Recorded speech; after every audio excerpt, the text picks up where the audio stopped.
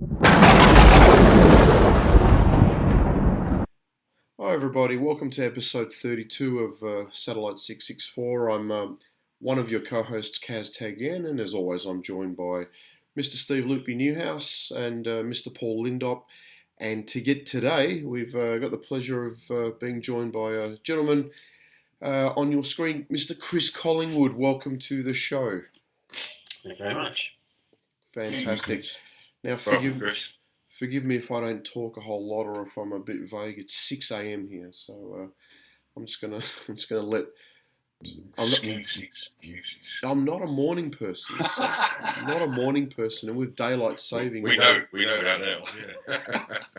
Yeah, but I won't see much of you on you, will I? Sorry, mate. I won't see much of you on you, will I? Mate, I'll be off. No, I'll be at Heathrow two days before, so I'll get a chance to recuperate. But no, Bologna, I'll be climbing medieval towers and doing all sorts of weird stuff like that. So it'll be an interesting few days. Chris, welcome to the show, mate. This is going to be a really nice chat about predominantly about the early days of the band. In fact, going back from the start of the band's history. So we're going to touch on some really interesting things today. Now, Loopy, you wanted to make an announcement, or not so much an announcement, but an update. It literally is an update. It's not a big announcement, but first of all, I'm going to get Kaz to put up some pictures and it's giving me a rough idea of what I've been dealing with over the last few months, which is just making it more and more impossible to keep doing this show. What you'll see here are book covers from the Italian edition, the German edition, and the Finnish edition. These are all coming out sometime within the next 6 to 8 weeks, I would have thought. The only one I'm actually definite about is July 24th is the Italian edition. I don't know yet about the German and the Finnish. But basically, because these books are coming out, I've been trying to not plan myself. I mean, other people have been planning these events for me to go to. So tomorrow morning I've got to be up early. I've got to go fly to Pescara in Italy. Then I fly to Bologna, but the night before the Maiden's gig in Bologna, I've got another event to attend. And then at the end of July, I'm off to Helsinki to do another one there for the Finnish version. So that's basically why I've been busy and why I'm going to be busy. It's just sort of giving everybody a bit of a heads up, that was all. And you also do a lot of aviation based stuff as well. That pretty much takes up 2 nights and at least 3 mornings a week. In fact, in less than an hour, you've got to run off and do is it Rotterdam? Is that the flight? Is that the spotting show you're doing? No. It was meant to be Vancouver. Vancouver, sorry. We were Vancouver 8 hours behind us. We're in the UK, and he starts streaming at 11 o'clock his time, which we pick up at 7 o'clock over here. But that's all through Airliners Live. It's fun, keeps me entertained, Awesome. Keeps me up the streets, keeps me out the pub. That's a real bummer. Awesome. All right. Well, so we know that you've got to run off to do the Vancouver show. So let's make it all about. No, as I said, that's been rained off. So I'm okay for about an hour. Good. Well, let's make it all about our guest, Chris. So, Chris, you've got the floor, mate. First of all, could you introduce yourself to the audience and tell us a little bit about yourself? Who are you? Oh, are you? The new number 2. Just your... I mean, we're going to really get into the guts of it during the interview, but just a brief rundown of your connection with Maiden, Sure. how you started sort of with your relationship with a band and whatnot. Well, I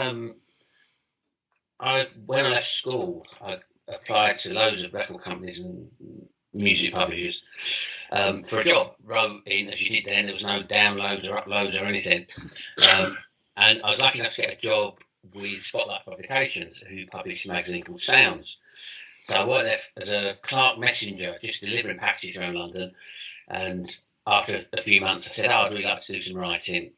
So they let me do a test piece on what was the new Rush album at the time, which was Permanent Waves back in 1980.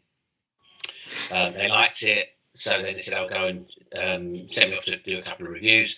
First one being Def Leppard at the Marquee. And this was right at the beginning of the new wave of British heavy metal. So the timing couldn't have been better for me. And that's how I met Maiden. Now, funny enough, I can't remember how I met them, but I got friendly with them quite quickly. But I can tell you how I met, I don't know, Saxon or Leopard or whatever, all those people you meet, because I've got a journalist's memory. But I can't tell you, I know it was early 1980 that I first met them, but I have no idea how. But I've interviewed them on 4 occasions. I mean, not for a good few years, because I've done bits and pieces of writing for the last 10 years, but not a lot. But I've interviewed them on 4 occasions. First time being when they're recording the first album. Second time, I took them to a fun fair and did this ridiculous thing. Third time, I went to Scotland with them on the World Peace Tour. And then on the Be Quick or Be Dead video shoot, I interviewed them there. But I've stayed in touch with them. They're like the nicest bunch of guys in the world, particularly Dave Murray. Dave's a good friend. And we still, we kind of, I say we hang out. He lives in Hawaii, I live in Yorkshire, so we don't hang out that much. But I'm still in touch with the band. And to be honest, Dave is pretty much the only person from back then that I've stayed in touch with. But yeah, my big thing with them was being in there really early, so reviewing them at Hammersmith Odeon when they supported Judas Priest, being there recording some of the first album, when they played the Rainbow, lots of early stuff that Lupe used to chat to me there. He can't remember, can he? Of course he can't. Sorry, mate. Don't worry about it, mate. And the point was, how busy it was then. I was just another journalist that you never used to chuck off the stage. You were always nice. The main crew was good. Lots of journalists got treated badly. I did by several bands' crews. Main crew were always good. Yep. Chris, so your role predominantly was working for Sounds, wasn't it? Yeah, that was. But I worked there. I wrote for them for about 6 months, which isn't a long time. But like it was 1980. It was like the best time to write for them if you were into the new wave of British heavy metal, which I was. Yeah, for the sort of younger audience who may not know and probably would not know, could you talk to us about what Sounds and the significance of Sounds in promoting the new wave of British heavy metal? Yeah, well, they were the first paper. I mean, Sounds was the biggest selling music paper in the country. And it was the only one that wrote about rock music. It was before Kerrang even existed. So Sounds picked up really early. This writer called Jeff Barton, who's real finger on the pulse, brilliant guy, picked up really, really early on this, the fact that metal was having a resurgence after years of punk in 78, 79. The band was still going but couldn't get gigs. Then about 79, that all changed. So the first thing they did was a big spread on a gig at the Music Machine, which was Angel Witch Samson featuring Bruce and Maiden, which you must have probably worked at, Lupe. And then it said The Rise, and the headline was this. I was still at school. This was like a couple of months before I worked for Sounds. It said The Rise of the New Wave of British Heavy Metal, and it became this huge movement, which people still talk about now. But Sounds started that, and so as a 17-year-old, when I started writing, I was kind of a new wave of British heavy metal writer, reviewing all. a lot of the new band, Saxon and stuff like that, and they weren't new. But that was kind of Maiden were at the forefront. It was Maiden, Leopard, and Saxon were the three. It's a bit like if you go to, the big four of Megadeth, Metallica, whatever. This was like the beginning of that, really. There was a few other bands like Samson that were on the coattails, but were nowhere near as good. And Chris, was it fair to say that Sounds was really, and maybe Melody Maker were the first sort of magazines that were really supporting metal at a time when punk was, so sort of trendy, so to speak? 100%, yeah.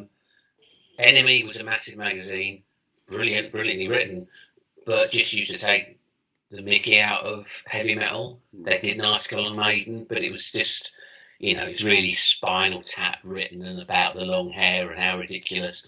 But Sounds championed it because they had people writing for it that were rock fans that believed in it. Jeff Barton. I think the problem back then with NME was they were still writing about bands from the 70s.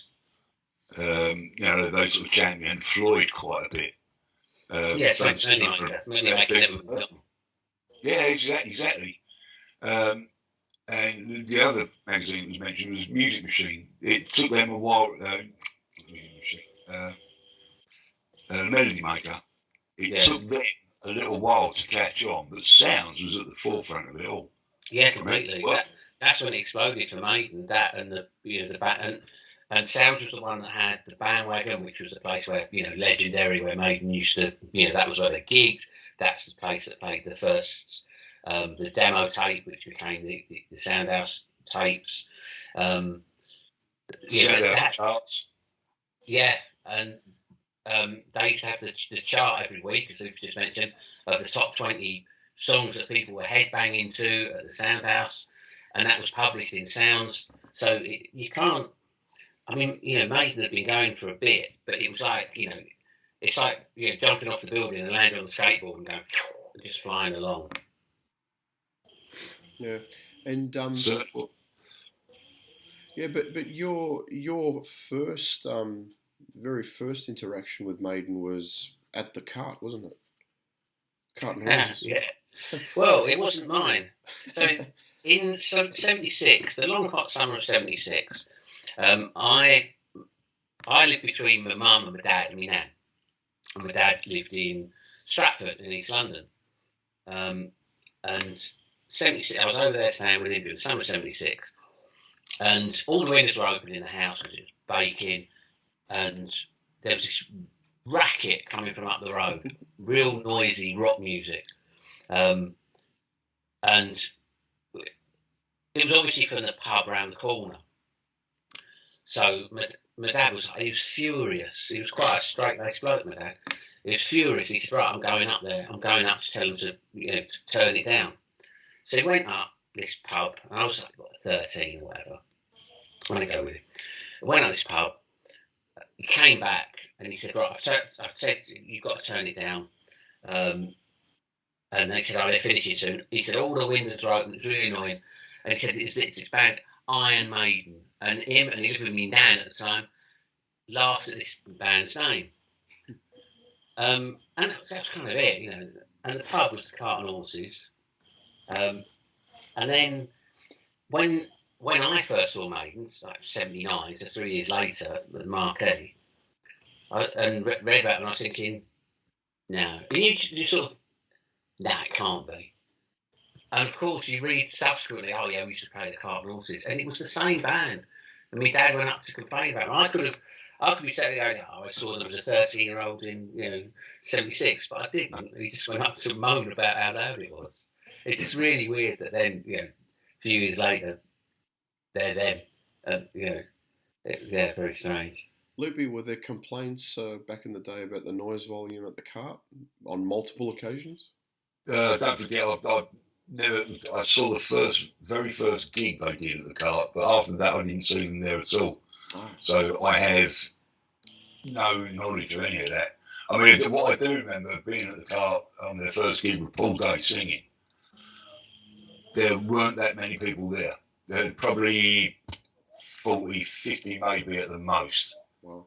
And they were probably friends and family.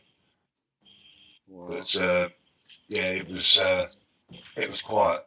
But down at the Rusky, no chance. No chance of what? Complaints. Oh, But Joe Lucy, who ran the pub, was an ex-boxer, the ex-world champion. Yeah. He would have thrown him out. Chris, and now you've got the. You're probably one of the. I think, if I'm not mistaken, you're the only guest we've ever had on who actually saw the Green Goddess, the legendary Green Goddess. Yeah, really briefly. But it was, for some reason, I got a lift back in it, and I can't remember how or why. And you think, well, Loopy might correct me and say, no, you didn't, because this would have been. I mean, when did they get rid of the Goddess, Loopy? Ooh, it would have been about. It was still around in '81. Oh, there you go. Well, it was the Goddess then. I went back. I got friendly with the band quite quickly. And a couple of times, and I'd go after a gig. A few times I went back and stayed at Davis, who was still living with his parents then. So yeah, it was the Goddess that I was in. Yeah, More than likely. We used to drop it. It's one of the things. It's a legendary Maiden thing, wasn't it? It was just a truck that Steve had borrowed money off his nan to buy. It wasn't. This, oh my God, this is the Green Goddess. It's just. Chris, can you remember where it was from? Where did you get the lift from? I thought Marquee, because it would have been 80. So Marquee, I remember that. Oh, it was a nightmare because the loading doors were at the back. At the back, yeah. Yeah. Do you remember that bend? Yeah. There was a car park, wasn't it, around the back? And, yeah. Well, Pete and Vic, between them, they used to get it around that bend pretty much first time, every time. And I'm looking at it going, how the hell did you get through? Because you've got vans, you've got cars parked all over the place. Tiny little space, yeah. Yeah. Yeah, they were quite amazing between the two of them. So, yeah, very possibly, because as I said, David would have been the first drop off. Yeah. So, yeah, more than likely. Was that before the shutter or after? The what, sorry? Was that before the shutter on the side or after? I can't remember. Back in those days, I think that would have been probably before we put the shutter and had the bunks built into it. Oh, yeah, there was no bunk. No, there wasn't any bunks on it. Yeah. No. Loopy, what was it like travelling on that thing right around the country? Fabulous. Really? Well, having your own tour bus and truck all in one. It was just superb. And the beauty was that, I think I've explained it before, but up above the driver's cab, there was enough space to get five of us crossing in a line. And we'd all fall asleep. I'm thinking Peter downstairs, I'd drive, and then Harry used to do some of the driving. And the rest of us would be on upstairs and, we just... Everyone crammed in together. Did you used to catch a lot of colds and flus in Absolutely. Yes. The thing was, imagine like the band have come off stage. They're all hot and sweaty, but there's no shower backstage. Oh, and then the crew have got to start working. And the crew become all hot and sweaty. So then you've got 5 incredibly hot and sweaty bodies all sleeping in that tiny space up the top. And that place stunk. I mean, it really stunk. But Vic's wife, Rio, she used to go in there every now and again, make sure all the sleeping bags were all washed. She used to go in with a can of spray and just make sure it got rid of the stench. It was very good. Getting rid of the piss bottles. It would have been hard to imagine one day they'd be flying their own 757 and 747. We had to start somewhere. Of course. Can't ever afford that, Chris, one step to the next. Sorry, mate? from one step to the next. Yeah, that's right. That's right. Just little steps turn into big steps. Chris, you were there in 1980, obviously quite close to the band. Were you in the studio when they recorded the first album? I interviewed them. So I went along to Battery Studios in Wilson to do an interview with Maiden. And I remember I came out the station and Dave Murray was going the other way into the station, accompanied by someone. I said, he said, "Oh, what are you doing now?" I said, "I've come to interview you." He said, "Oh, well, I've done my bit. See you, mate," and went off. So I said, "Oh, no." So, but I got to the studio and it was Dennis, Paul and Steve that I interviewed. And it was a bit odd because so I said, "Oh, what's happening?" And the producer, Will Malone, he was just sort of sat doing whatever, playing the same bit of Transylvania over and over again. Just pressing a couple of buttons. And I thought then, it's a bit odd, isn't it? There didn't seem to be much going on. He's like, I don't know what he was doing. But that was when, so I was doing an interview when Steve was going on about the gig they were meant to get at the Roxy Club, the punk club, and they never did it. And he still hates punk, Steve. They were, I don't know if you know about this, but they were on a poster to play the Roxy. And wasn't it 1978? Yeah, and there's a big controversy at the time. People writing in saying, "Oh, they just jumped on the heavy metal bandwagon." And Steve wrote into Sounds magazine saying, "You don't grow," and I remember he put, "You don't grow hair like this overnight. We've never been punks." But he talked about that, and that was the first time he spoke about that they got this gig at the Roxy, and it became quite a thing of, which sounds mad now, people thinking like it would matter, but back then it did. It was so tribal back in 1980, it really was.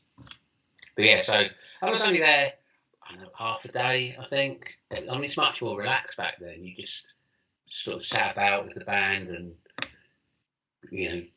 had a bit of listen, a bit of chat. It wasn't, there was no time constraints. I was there for half a day or whatever. But it's a nice thing to say that I was, at the recording of Maiden's first album. And how did you, as a journalist, what were your initial impressions of the dynamics between band members, given that it was their first album, they were fresh, they were, so you have Paul, you've got Dennis, you've got sort of very different personalities. Five very different characters. Dennis wanted, and I know this has become a thing that people say, Dennis wanted more harmonies. Dennis did want more harmonies, and he was talking about that in the interview that I did about Phantom of the Opera, how he wanted it to be much more harmonic and lots of backing vocals. There was a bit, and again, you knew it all, mate, but it seemed a bit strange because Dennis was a bit older and he'd had some success already in Reamstown Boulevard, who were just a kind of pub band, but they toured with Status Quo, and they done pretty well. And they did seem to be, he was only a bit older, sort of 5 years, but when you're 21 or 27, back then, that made a bit of a difference. So there was a bit of an odd dynamic sometimes. Always a bit of an odd dynamic with Paul Di'Anno anyway, because, he half the time he'd say black was white, just to have an argument, He was a bit of a, well, you've read the book. I don't need to tell you anything about Paul. But it was, yeah, I mean, they were brilliant. And obviously, it was obvious straight away that they were marshalled by Steve, that Steve was just focused. I don't think I've met anyone as focused as Steve Harris was and is. So I kind of got the feeling that they might not always stick together with the same lineup. Even then, I remember having conversations thinking, not sure this is all going to, because there was obviously so much ambition, but in a good way, and nothing was going to stop that. The Maiden were good enough to make it, and anyone who was a bit, Paul was already displaying signs of not really being into it that much. And I don't know if people know any secrets there, but it was kind of he was just different. I remember once they played the Rainbow, and it was a time when, like I said, it was very tribal, and there was the crowd, heavy metal crowd. There'd been a fight outside with some mods, and they came in, so everyone was a bit pumped, and all singing, "We hate the mods, we hate the mods." And Paul came on stage in a pork pie hat and said, "We are the fucking mods." And it was, I mean, you've been working that, and it was like, well, hang on. Like now, you kind of laugh at that and go, "Oh, brilliant! Yeah, of course we are. We're all in this together. It don't matter." But back then, that was just it was brilliant, a brilliant thing to do. But no one did that. It was strange. So I suppose your premonitions were correct that 1980, 79, 80 lineup wouldn't stay together. You tell a really good story about meeting both Bruce and Adrian for the first time in different environments. Well, Bruce I knew before when he was in Sampson. And he, in fact, when he was in Sampson, he came around to we'd gone to the marquee, he was there. Bruce was always there. Bruce would have, back then, he was he'd be at the opening of an envelope. If you went out to the marquee, you could guarantee Bruce would be there. Great guy to have a drink with, it's always interesting. And he just collected the master disc of his album. So he came back to a flat line with a mate of mine, Kentucky Fried Chicken, and he played the album. And it was on with Riding with the Angels on and stuff like that. So we knew each other quite well before we joined Maiden. But I do remember I went to the gig that was filmed at the Rainbow, which was one of the first ever videos. Again, Maiden ahead of the curve always. And it was a live video done end of 1980, December 21st. Nerdy there. And I was watching it, and Bruce was there, and he was kind of came up and chatted. I said, "Oh, what do you think?" And he said, and he looked, he went, "Good lights." I was like, "What?" And he said, "There's something missing." And then went off. Well, of course, 6 months later, I discovered that something missing was him. Adrian, I first met at a Scorpions party, and he was there with the rest of them. I think Steve and Dave and him were there. And he's Adrian, our new guitarist. This kind of shortish haired, very, very peroxide blonde bloke.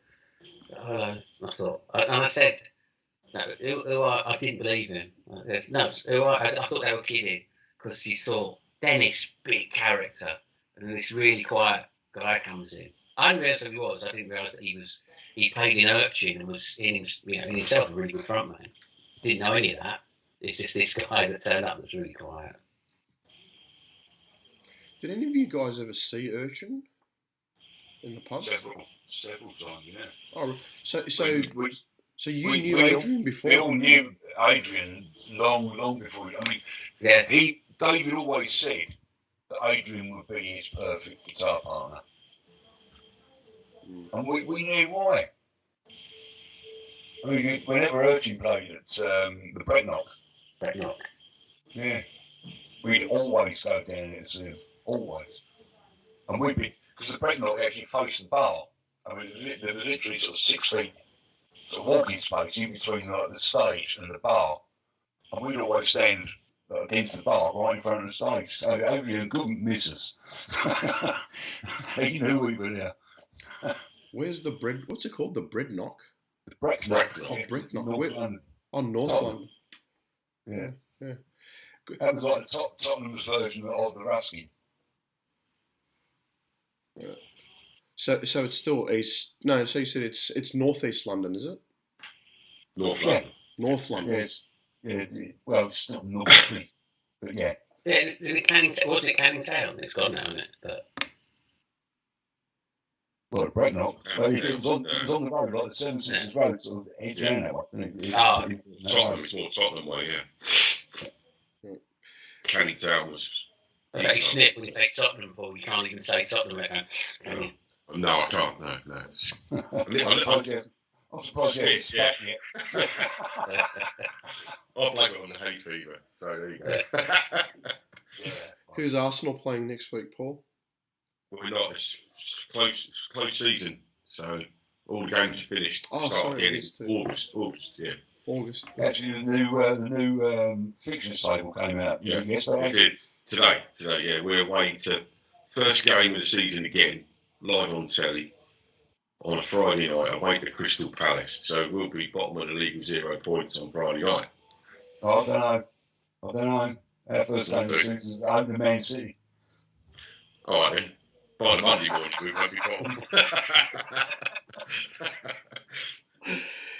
Chris, you were sort of first-hand witness to the I guess this ascendancy of two of the biggest British rock bands, arguably in history. That's Maiden and Def Leppard. And both bands, achieved enormous success, but they're in very different directions. Can you speak a little bit about your impressions of how that happened? We got, one band from, the working class East End, one band from the working class, environs of Sheffield and sort of North Yorkshire. And yet they're vastly, vastly different. I think most of it was just their personal ambition, like with Leppard. They wanted, they loved. I wrote a book about Leppard. I was to write 2 books, actually. I was to write one on Leppard and one on Maiden. Which is quite flattering, but it's so one of Chris's books. But I turned down the one on Maiden because it felt like it might be too personal. That the reason a lot of the stories I had about Maiden is because I'd been there because I was with the band. I didn't want to, I didn't want to exploit our friendship. That's what it felt like to me. So I turned that one down. Leppard, I was quite happy to exploit anything really. But it's what Leppard wanted. It was their ambition. Their background, the stuff they liked musically. A lot of it was the American stuff, and for some reason, that's the way they went. And if you listen, like the first album cover, I mean, they got such a backlash in this country because of this. The first album cover had the big American truck, and they did a live version of "Get Your Rocks Off" on there with Joe Elliott at the end saying, "All right, thank you, woohoo!" And it's like, you're from Sheffield, mate. You're not from California. But they also was the track "Hello America" on that first album. I was going to say there's "Hello America" as well. Yeah. They just went to the American audience in a way that Maiden got the American audience, but by stealth, by talent. And I think the classic thing is that Leppard disappeared off to America and were desperate to make it there. Maiden, they toured America in 1980 and were very upfront about it. And then when they came back, they played Reading Festival in 1980 and got pelted with bottles. And a lot of that was because they went on stage and were really cocky. Joe Elliott had this T-shirt with love hearts on it, which again, 42 years on, you think, but back then, if you were at Reading Festival and didn't have denim and leather on, you stood out. And he went on in his love hearts. I think they were a red or white, silky pants, and it was like, well, what's going on there? Well, so you've got Leppard touring around and playing LA. Maiden, when they got a bit of success, they went back and did some gigs at the Ruskin as a thank you. That's a lot of the difference. But I think there's nothing wrong with either, with the way what Leppard wanted, but that was where their heads were. They were always looking to America, to the big American things. They wanted to play the LA Forum. That was their big thing. They wanted to do Madison Square Garden. Whereas Maiden just had a plan to do it. There was, Rod Smallwood that would just think, right, and plan this out. But there was never a, right, we're going to attack. You know, I mean, Maiden, their first European tour was it with Kiss, 81? 80, Yeah, 80. Yeah, 80. August, September, 80, October. Yeah. So I just think it was circum. You know, Leopard went for the. He really did go for the American dollar with stuff like Hello America, or whatever.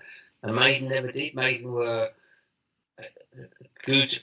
They were kind of a sort of English honesty about them. I remember Paul Diano was described as having roughly hewn stable boy charm in Sounds Magazine, not by me, by someone else. And I thought, yeah, that's pretty good actually, because he was a bit rough and ready and whatever, whereas Leopard were, all blow-dried hair and perms. I must admit, even today, Maiden to me is quintessentially an English band, whereas I've never really been able to see Def Leppard as a British band. I mean, yes, they are, obviously, but Hysteria, Adrenalize, those sorts of albums, it's just such a fluffy LA Hollywood type sound, So yeah, I mean, big American production too. I think we used to call it back in the 80s dad rock. Dad rock. Dad rock. Yeah, it's what your dad would listen to in them days. Yeah, there's no kind of danger to it. There's no edge. It's ultimately great for driving down the throat. Never clue what we were doing. No, but Maiden had that different edge, didn't they? It was more. They keep going on about Maiden and Saxon and Def Leppard. I'm going to be perfectly honest. I can't stand Saxon and Def Leppard. Yeah, okay, they're all right, but they haven't got the songwriting capabilities of Maiden and the melodies and everything like that. They just and funny enough, that's one of the big things. But I think it's the integrity of Maiden's lyrics is a big thing. Like Saxon, you imagine Saxon wrote a song called Denim and Leather, heavy metal thunder. I mean, it's comedy, it's cartoon metal. Def Leppard, Hello America. You imagine Maiden doing a song called Hello America. That would never happen. They were doing stuff like Killers. The lyrics to Killers, absolutely brilliant. Yeah. So, it's that kind of, and it's a word I always use with Maiden, it's that integrity of, they obviously got Saxon, for example. I always sat down and think, right, we're going to write a song that, it's going to be, the crowd can all clap along to at this point, and we can point at them and run, and Maiden never ever did that. I think it was the same with their guns. I remember watching the classic albums with Def Leppard, the Hysteria one, and actually, I can't remember who it was, might have been Joe Little, Rick Allen said, they originally had Jim Steinman to come in and produce it, and they got rid of him. They had to pay him a load of money to go, and they got Mutt Lange in, and he actually said to them, you've got to write 11 hit singles. Yeah. Now, Maiden, if Rod turned around and said to Steve, you've got to write 11 hit singles, Steve would kick him out of the room, wouldn't he? Yeah. Paul, it's that kind of thing. It's a really good point, Paul, and then that actually translates to what you saw, I guess, visually, and what you heard. I mean, in that era, you've got one band singing, masterpiece or playing masterpieces like Sea of Madness and Alexander the Great, and then you got another band singing Pour Some Sugar on Me. I think that was actually the Seventh Son era.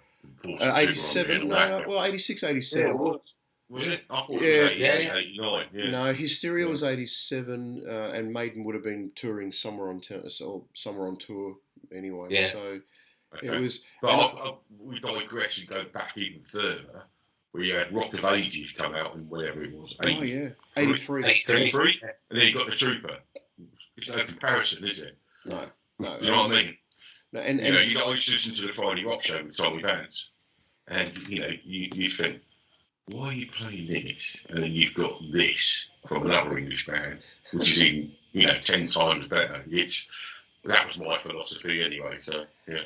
And look, for me, it was all about the demographics don't lie. I mean, back then I remember very clearly us wearing, sort of leather jackets and denims and things like that, and their fans were 14-year-old girls, effectively. Anyway. Which is why they've got the longevity, I mean, you look at the Maiden audience, like Saturday Download. I know it wasn't purely Maiden audience, but the people who are watching Maiden and really getting into it, there's everyone from like 4 to 400 in that audience. Yeah. And Leopard haven't had that long, I don't know how Maiden have done it. I do, it's quality music.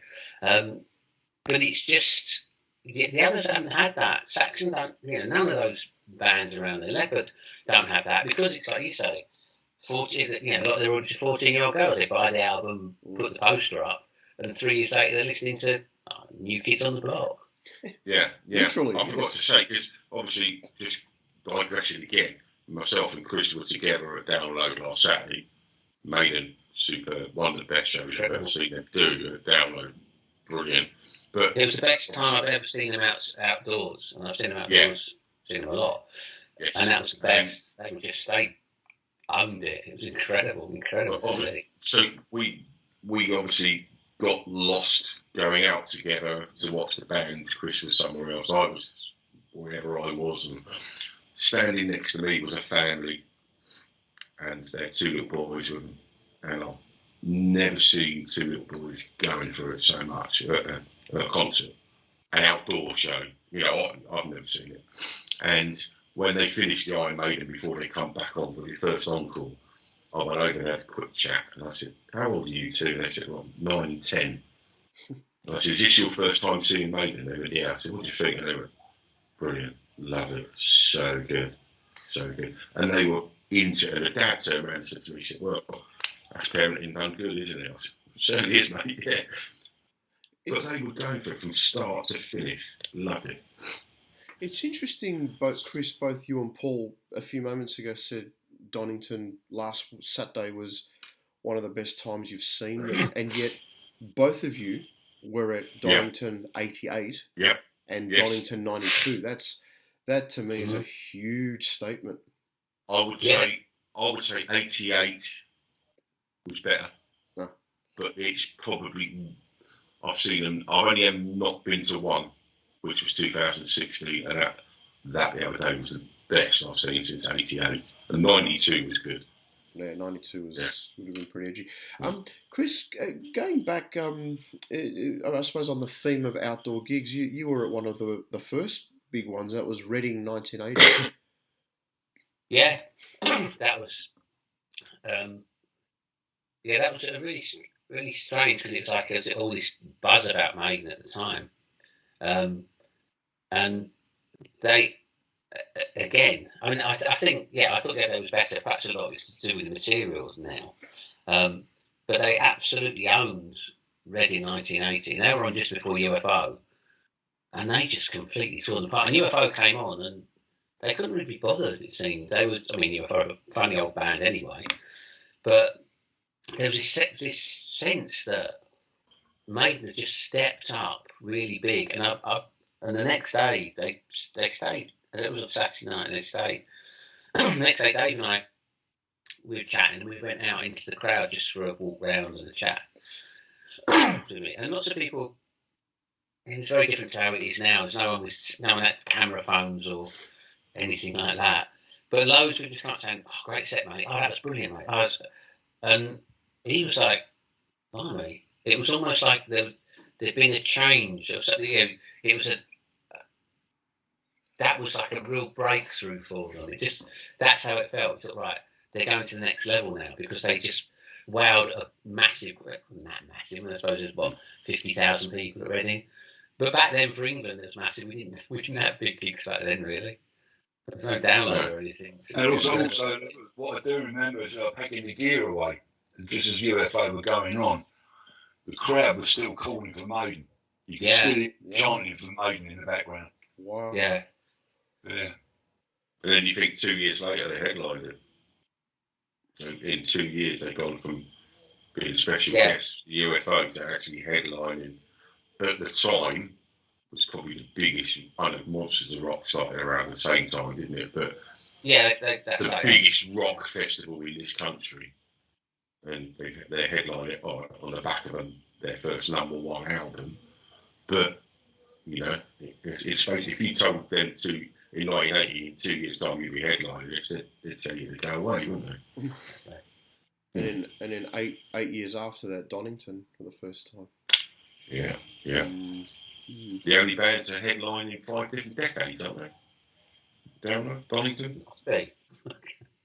Yeah. I don't know anyone else who's done that. No. Chris, can you tell that story about Reading 80 when you saw Peter Mensch arguing with Jeff Barton? Oh yeah, that was the Leopard thing. So Leopard, Jeff Barton had written in the March. He'd written an article, front page of Sounds, and it said, "Has the Leopard changed its spots?" Because Jeff Barton was saying this band have abandoned England, which again, these things sound trivial now, but it was a big thing back then. And the way they were dressing, that's not good. And Jeff Barton had written the first thing about them, and then he's written this article. One of the big problems on that day was Ozzy Osbourne was meant to play. So it was meant to be Ozzy Osbourne, followed by Def Leppard. And Ozzy pulled out just before. And so they scrabbled round for bands. They couldn't really get on. And they got Slade, who hadn't done anything for a few years. And Slade were an immense live band back in when they were a pop band. Absolutely incredible players. Who knows what Noddy Holder could have gone on to do if he hadn't been singing pop hits. So they went and they absolutely destroyed Reading. And, people singing "Merry Christmas, Everyone" in August in the field. And so that was part of the reason that Leopard had to follow them. They came on in their, like I said earlier, about the love hearts and the fluffy clothes and the Americanisms. And were getting canned off and people were booing. And I remember I've spoken to people since that were there, and they didn't quite. And one guy particularly said, "Well, just everyone was booing his own stuff, so we just all joined in." So a lot of people didn't know why. But Peter Mensch, so I was embarrassing. And I felt embarrassed for Leopard because I quite liked him and I liked him as people. So I left, kind of went backstage. It sounds rock and roll, but it was horrible out there. And Peter Mensch, Jeff Barton, were absolutely going for it. Where Peter Mensch was at Barton, because he completely blamed Jeff Barton for the way Leopard were getting treated. And Jeff saying, "Well, it's not me." I mean, Jeff had kind of pointed it out, saying, "I'm not too sure about this." But it was the band's own doing. They came back as, it was kind of like, we're an American band, and then obviously, So that was but it was really weird to see that. Like, I'm thinking, because it was in front of everybody. This wasn't like a quiet, "Have you got a minute?" It was like in the bar, absolutely, really loud, really vocal. And I guess your experiences with Maiden are very much bookended. Insofar as you were there during their ascendancy, but you were also there in Pinewood '93, weren't you? Yeah, Paul was there as well. Didn't realise. Did you know each other back then? Looking young man, that's apparently him. I was young then, yeah.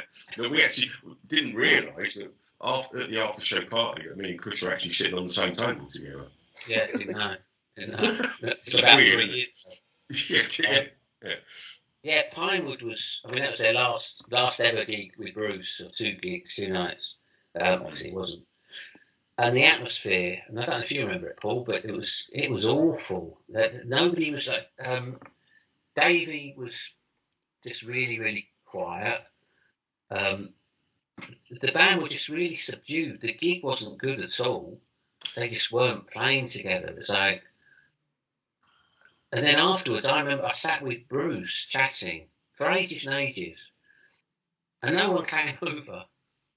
Normally you chat with one of the band members and some of the people are coming over and blah. None of that happened. And I remember Nico at the time, there was an article in Sounds, and he was very vocal about Bruce leaving, saying, well, if he didn't, I remember exactly what he said was that if he don't want to be here, then F him, And that was very much how it felt at Pinewood.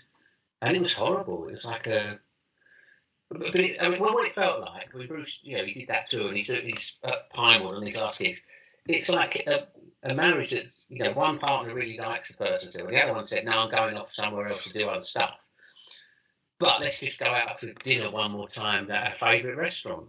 It felt like that. It's like, there just didn't seem to be any connection at the time. It was very, very, very strange, really strange atmosphere. It's nearly 30 years ago, but. I remember being in the bar afterwards, because we sat out on that patio, didn't we, on that table on the patio outside. But when you went up those like French doors or double doors, and there was the patio, and then you went in and there was the bar, and there was people. I remember chatting to Bruce, because he actually bought me a drink. Steve I spoke to, Yannick I spoke to, and Adrian was there as a guest. I remember chatting with Adrian in there. And obviously Dave was with us on that table we sat outside. I never saw Nico afterwards. I don't remember seeing Nico at all. And like you said, I think he had the ump, didn't he? Because Bruce had jumped ship and he probably thought they left him in the lurch. But he might have been there, but I just don't remember seeing him. So I remember chatting with everybody else and Adrian, but not Nico, no. But the Friday night was okay. The rehearsal night, because I was with Cod and Paul Green and Keith. And on the Saturday night, I think I mentioned this before, I just rolled up in my car and Wally gave me a wristband to get in. And I just jumped in 10 minutes before the band were on and then went to the after show party. But I actually thought to myself, they seemed better to me at that show than when I saw them at the NEC a few months earlier. Yeah. Well, I mean, the whole tour was a bit odd. That whole tour was about leaving. Like I say, I'm going to leave you, but I'll take you out for dinner, or let's go on holiday together. It was that. It's like a band that tight, that tightly knit, and the main focal point on stage is leaving to be replaced by whoever. You think that was 93? You think 10 years earlier, 83? You were at Dortmund as well, weren't you? At the big Dortmund festival with the band. Yeah, and that was when they were like firing on all cylinders, like 82 to 88. They were untouchable, and you were probably one of the best shows or an indoor festival that they've ever played with.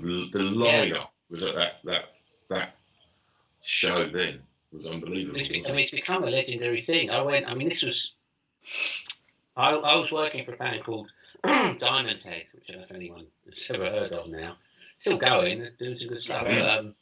Good band. Diamond Head were, I digress a little bit, Diamond Head were managed by the singer's mum.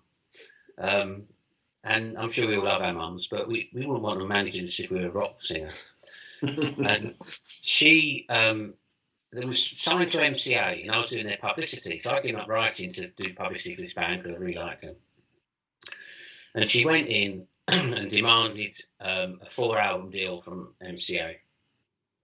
And MCA said no, because they didn't like dealing with her. So she said, right, that's it. Well, if you don't give us this, then we're going to leave and sign with CBS. Not that CBS had ever offered them a deal or anything, or were even interested.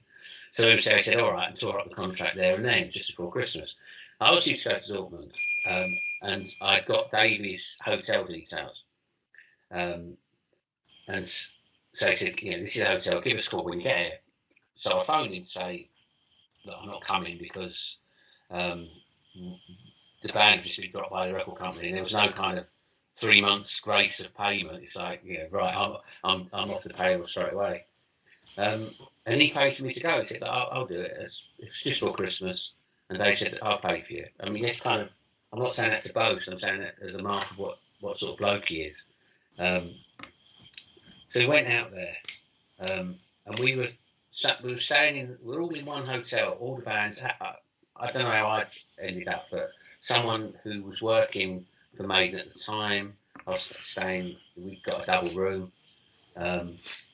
And so the bar, I mean, Luke, I think you were there, weren't you? It was like Maiden, Whitesnake, Leopard, MSG, Ozzy Osbourne, Scorpions, Crocus, Quiet Riot, and everyone was in the. And then people would turn up, for a drink, so the rock bands, whatever, and it was like rock heaven. So I got there, I didn't have a pass or anything, and Phil Collingwood from Def Leppard was there, who I knew from his days in a band called Girl, and he said, "I'll have mine." So he just gave me his pass. He said, "Well, yeah, I'll be able to get in." So there I was, my artist pass, whatever. It wasn't like a Def Leppard, but it was just this, for this particular thing. And it was just the greatest couple of days ever.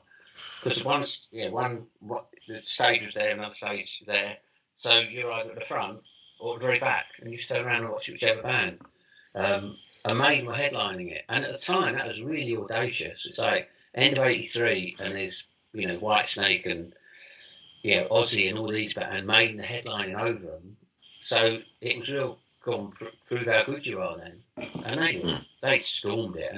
And I know that. I mean, I think that's on there's like DVDs, and that's where they cut Eddie's head off and whatever. And, but that was a phenomenal 2 days, Luke, wasn't it? It was just like it was very, very crazy, very crazy. On the first day we played against Def Leppard on a very, very icy AstroTurf pitch. There was a football match, yeah.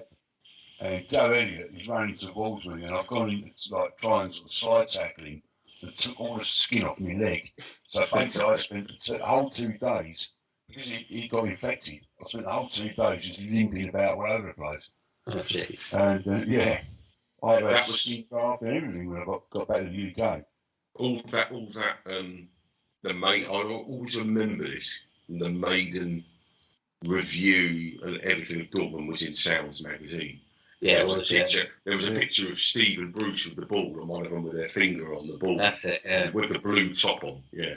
The strange thing with that is we came back from the gig, but we were meant to get hovercraft. We didn't get hovercraft because the weather was really bad. And one of the guys that was with us, so we just sort of all left at the same time, was Yannick. So Yannick had gone over there just to watch the gig. So we travelled back with Jan anyway when he was in a band called White Spirit. So we all travelled back together, never thinking that he could ever join Maiden. Wow. Yannick Gers was at Dortmund '83 as a spectator. As a spectator, yeah. Wow. Yeah, he just came along. I mean, he knew Bruce, and so wow. Yeah, so he, and I didn't realise just as we were leaving, we was like, oh, Jan, oh yeah, whatever. So yeah, we fell back to get about 8 of us. It's him, his brother Chris, who still goes to a lot of the gigs. Bruce's cousin Andy. So it's like there's a few of us. Lippy, were you goalkeeper during that game?